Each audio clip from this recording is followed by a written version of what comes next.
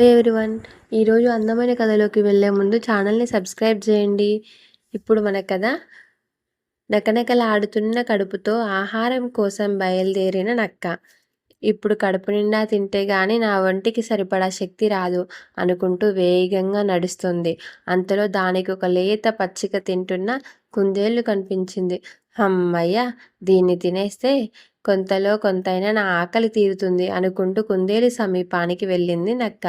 అకస్మాత్తుగా వచ్చిన నక్కను చూడగానే కుందేలు గుండె ఆగినంత పని అయింది. తప్పించుకునే మార్గం కూడా లేదు. కానీ వెంటనే నక్క బావా, బాగున్నావా అంటూ ఎదురెళ్ళింది. ఆపు నీ కబుర్లు, ఇప్పుడు నేను నిన్ను తినబోతున్నాను అంది నక్క. నీకు ఎదురుపడి తప్పించుకోవడం సాధ్యమా నక్క బావా? కానీ నువ్వు నన్ను తింటే నీ ఆకలి తీరదు. సగం ఆకలితో అతిథిని పంపడం మా ఇంటా వంట లేదు అంది కుందేలు. అయితే ఇప్పుడేమంటావు మరి అంది నక్క. పక్కనే మా ఇంటి దగ్గర నా ఇల్లాలు పిల్లలు కూడా ఉన్నారు.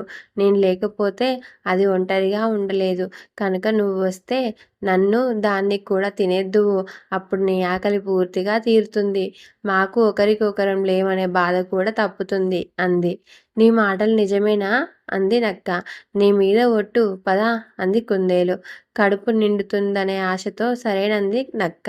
కుందేలు కాస్త ముందుకు వెళుతుంటే దాని వెనక వెళ్ళసాగింది. కొంత దూరంలో గుహ నుంచి బయటకు వస్తున్న పెద్ద పులి కనిపించింది.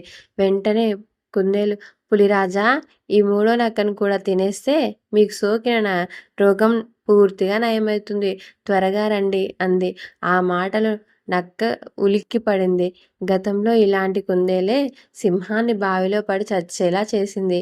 ఆ విషయం నాకు తెలిసినా ఆకలి బాధ వల్ల దీన్ని మాట నమ్మి నేనిప్పుడు వచ్చినందుకు నాదే తప్పు. నన్ను పులికి ఆహారంగా చేసేలా ఉంది అని అనుకొని వెనక్కి పరుగు అందుకుంది. తర్వాత కుందేలు తన దారిన తను వెళ్ళిపోయింది. ఈ స్టోరీ మీకు నచ్చినట్లయితే లైక్ చేయండి, షేర్ చేయండి, సబ్స్క్రైబ్ చేయండి.